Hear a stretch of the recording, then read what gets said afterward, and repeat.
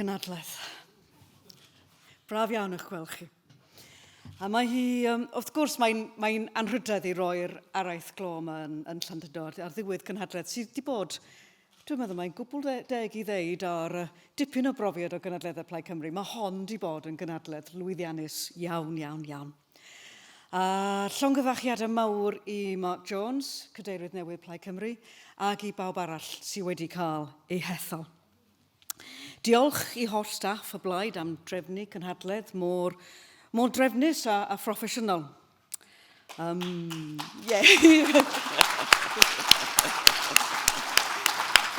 Oedd hwnna'n gymeradwyaeth oedd angen i gwneud. Dwi'n falch bod hwnna wedi cychwyn. A dyn ni wrth gwrs yn sy'n ni falch. Sa'ch chi'n cynnig eich gwasanaethau i'r toriad yn San Steffan, mae bendant angen trefn arnyn nhw. Diolch yn fawr iawn.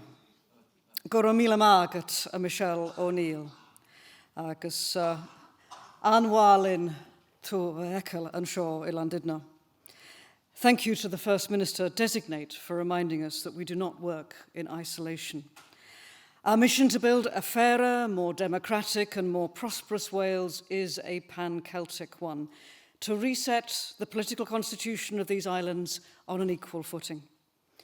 Mae wedi bod mor braf yma yn Sir Conwy, un o nifer o siroedd a draws Gymru lle mae'r blaid rwan yn ffurfio rhan o gabinet ers yr etholiad, neu wrth gwrs yn rheoli yn ogystal. Glywon ni Llinos Medi yn siarad gynt. Ond am Conwy, llongyfarchiadau mawr i holl gynghorwyr Conwy am gynlyniadau etholiadau mis Mai. Llongyfarchiadau benodol i'r cynghorydd Liz Roberts efo gwasanaethau cymdeithasol ar y cabinet, ac hefyd wrth gwrs, os di o yma, mae ddewch i fi, mae'n anodd i weld. Mae yma, good. Ac i'r cynghorydd Aaron Wyn, sydd erbyn hyn yn aelod cabinet dros ddiwylliant a hamdden, sydd felly mor addas o ystyried lle dan ni. Dyn ni'n cynnal yn cynhadledd wrth gwrs yn un o ganolfannau diwylliannol pwysica Cymru. Diolch o galon i Venue Cymru am fod yn lleoliad mor wych yn ei gynnal yn cynhadledd.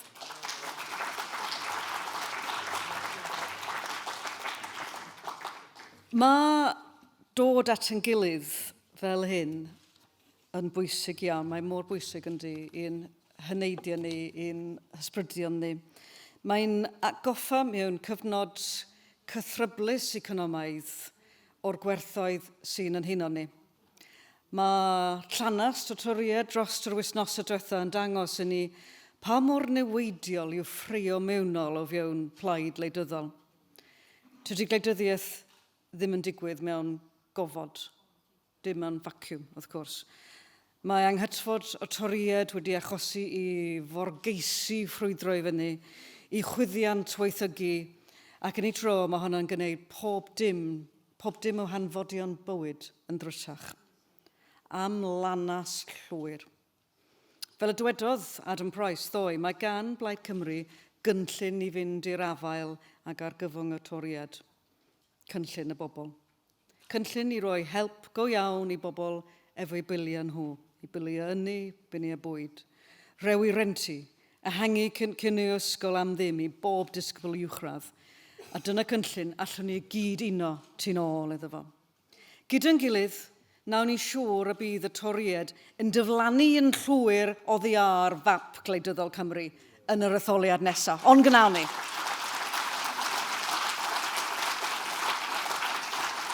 Ac os di'r hyn mae Johnson yn ei briffio rwan hyn, bod o wedi cyrraedd y drothwy o gant o aelodau seneddol, hirt i feddwl ailosod o yn brif weinidog arno ni. Os di wedi cyrraedd hynny, a hwnna yn mynd i'r aelodaeth, wy yn ofni a dwi'n edrych ymlaen bod na etholiad cyffredinol yn dod yn gynt yn hytrach nag yn hwyrach.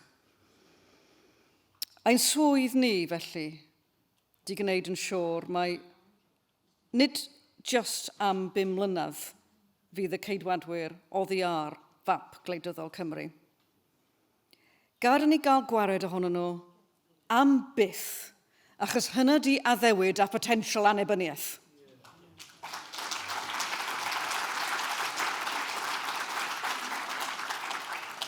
It was clear since the summer that Truss would be the shortest serving Prime Minister of the United Kingdom ever.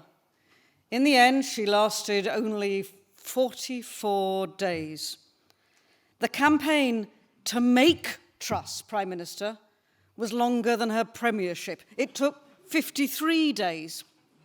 But, fair play now, Liz Truss's tenure in number 10 was longer than the gestation period of a ferret, which is 42 days. And I hope you'll remember that now. And yes, of course, the lettuce won. Forgive me now, forgive me. Let us make the next PM the last PM of the UK. Somebody made me say that. Apologies. But this, of course, this is the level to which public discourse has stooped in this United Kingdom of chaos. People in Wales are incredulous after being lectured like children for years that we couldn't possibly survive without the adults in Westminster. Well, conference, the scuffle that we saw in the lobbies, the voting lobbies in Westminster on Wednesday evening, I think it's pretty clear who the toddlers are in this constitutional setup. In less than a week, we'll know who the next Tory foisted upon us will be. We're facing a situation where we know Boris Johnson will be talking about this as his Churchillian wilderness days, but these actually were his cocktail nights, weren't they? Where wilderness days was he taking when he was cutting short his Caribbean holiday to come back to grace us with his present? The arch clown. It doesn't matter if you swap one clown for another. It's still a circus. Liz Truss wasn't the problem. It's the whole bloody lot of them is the problem. Truss's smirk.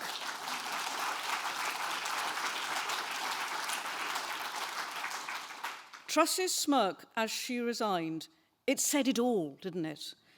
The Tories will always treat politics as a career game, a game for a career.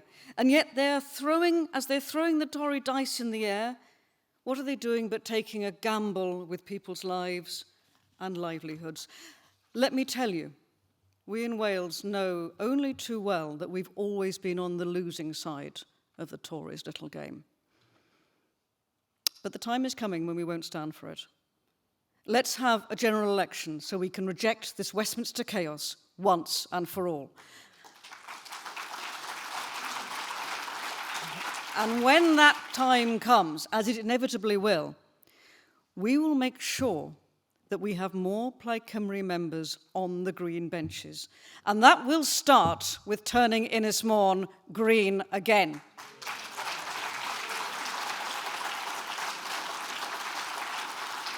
Dyn ni gyd yn San Steffan yn methu aros am yr amser y diwrnod fydd Rhyn ap Iorwerth yn yn hochra ni ar y meincia gwyrdd, yn dal Llywodraeth San Steffan i gyfri a sefyll i fyny dros fuddiannau holl bobl Sir Fôn. Mae pobl yn Ynys Môn yn heiddi gymaint gwell na chael aelod teiritoriaidd di-asgwrn cefn fel sydd gennym nhw ar hyn o bryd. Yn Rhyn, mi fydd gan Môn lais egwyddorol cryf unwaith eto. And of course, it was obvious to us all months ago, but the Tories did eventually recognise that Truss was ill-equipped to run a bath, let alone run a government. It's an old one, but it's a good one. But there is still no recognition that it's not the individuals in Downing Street that's the problem, but the irreconcilable contradictions within the Tory party as a whole. What's at the root of Westminster chaos? It's lies, isn't it? It's the lies that are at the root. Brexit lies which split the Tory party, who then forced communities and families to turn against each other. Truss's lies about her dangerous libertarian tax plans which crash the markets. Lies have created a vacuum of accountability in Westminster and allowed talentless zealots to seize the reins of power without an inkling of what to do with them. Since that reckless Brexit vote, the Tory party has decided that if you nail your Brexit blue colours to the mast, you can just get any job you want. And that's why I have a bill going through Parliament that would ban lying in politics. And interestingly, its second reading is on Friday.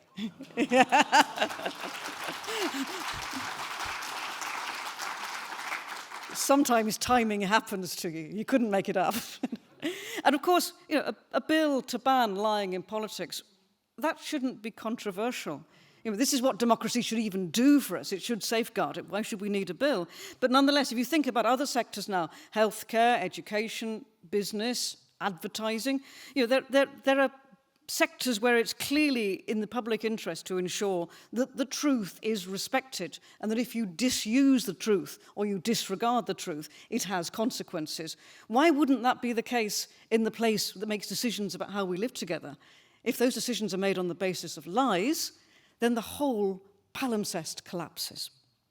Politicians, despite the responsibility we hold and the significance of the decisions we sometimes are called to make, no such requirement exists. And of course, conference this week was the climax of a 6-year-long Brexit psychodrama.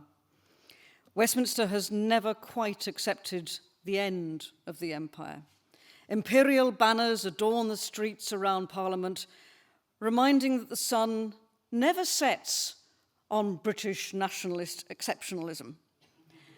Nostalgia as political Kool-Aid. Entitled Tory politicians simply cannot accept that Britain is not the global superpower it once was. It is a mid-sized power. And that's fine. That's how it is. That's fine. Any rational and honest politician would be able to state that as an empirical fact. But the Tory delusion pushed by reckless politicians that we can both slash trade with our nearest neighbours and grow the economy, as happened in 2016, has taken all the honesty, it's taken the air of honesty, the oxygen out of Westminster politics. Brexit has shrunk the UK economy, thanks to a 5.2% fall in GDP, a 13.7% fall in investment, and trade from the UK to the EU 16% lower than if Brexit had never happened. Any rational and honest politician would look at Britain's dire economic prospects and recognise we can't keep on doing the same thing. We need a change of policy. For some reason, Starmer and the Labour Party cannot find a backbone sufficient to state that fact. Brexit has broken the link between evidence and government policy. That original delusion from 2016 has now led to the downfall of 4 prime ministers. That delusion explains their bonkers mini-budget. Truss could name no reputable economist who supported her plans, but in our post-Brexit, post-truth public discourse, evidence is discretionary. All you need in this brave new world is to believe hard enough, and it will come true. A collective amnesia has been inflicted on Westminster. The Suez Crisis of 1956 is seen as the moment that Britain finally accepted that empire was over, that it was no longer a military superpower that could go it alone. The Brexit delusion meant that Truss and her allies could ignore precedent. In her mind, Brexit Britain had enough passion, enough self-belief to take on the world order. Truss's plans reacted to scrutiny like a vampire to sunlight. And what of Starmer's Labour? By attaching themselves so fervently to the hard Brexit project, Labour too will face the same irreconcilable contradictions if they find themselves in office. They want to, and I quote, make Brexit work. But they're wholeheartedly committed to retaining massive trade barriers that stop Welsh businesses from trading freely with our nearest neighbours. Starmer has made it abundantly clear that a future Labour government would not countenance joining the single market or the customs union. Starmer is committed to strengthening the wind power of economic perfect storm that's hurtling towards us. Plaid Cymru, however, believes in honest politics. For the sake of our economy, we must rejoin the single market and the customs union. Yes, Wales marginally voted to leave in 2016, but we can't oversay this. No one voted for this shock doctrine, the crazed destruction of industries, for skyrocketing mortgages, or for lower employment rights and environmental and safety standards. That's why I and we are not afraid to tell the truth. Brexit is gnawing chunks out of our economy. Brexit has taken opportunities away from our young people. Brexit has caused endless political calamity. Independence gives us a chance to re-establish our international partnerships on a new footing. Wales will rejoin the European family of nations as free, independent Cymru.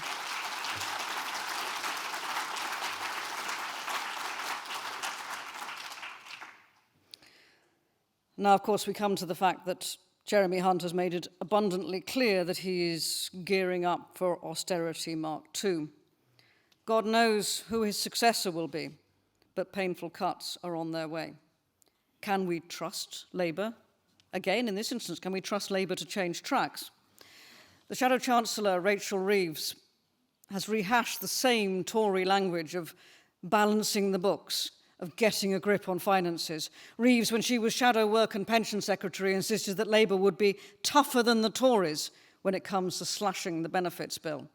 Remember too that in 2015, 184 Labour MPs failed to vote against Tory welfare cuts, including child tax credits and the household benefit cap. The vast spending cuts made by George Osborne wrecked public services and stoked so many of the societal tensions that explain how Vote Leave found itself to be successful. People bought the lies of charlatan politicians, not because they were angry about the single market, but because the Westminster government had gutted their communities to no return. When community assets are gutted, our social fabric is weakened. So, where do we go from here? We need a general election, it's obvious. When the next Tory accepts the inevitable, we need to give Wales a stronger voice than ever before, with more Plaid Cymru MPs than ever before.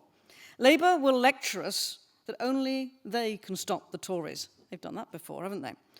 But we're strengthening our green dam, our green wall. Only we can beat the Tories in Ynys Môn.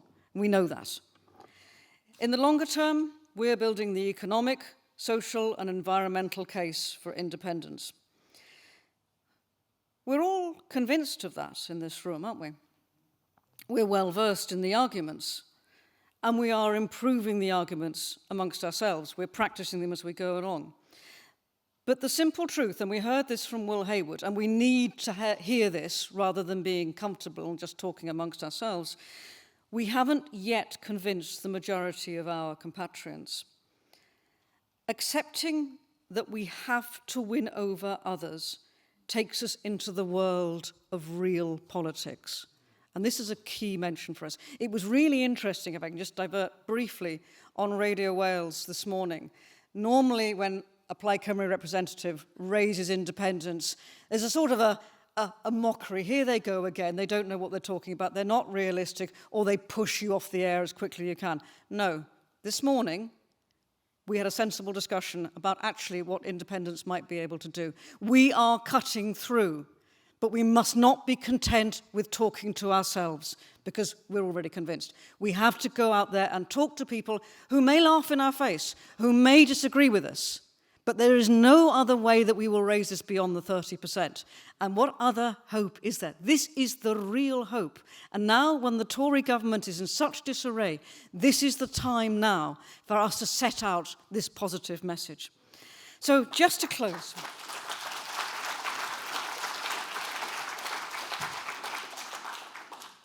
speeches in this hall won't convince people on the streets of Llandudno to support independence. Indulging, as we do, in grievances about centuries-old injustices won't do it. We have to build the positive 21st century case. And Plaid Cymru is doing just that. And we're working with the Greens to provide exactly that empirical case for a better nation. We need all the architects, all the builders, all the designers to build that better future. Let's pick up our shovels, Cymru. Amdani, let's build a better Cymru for all. Diolch yn fawr iawn, nghynhadledd.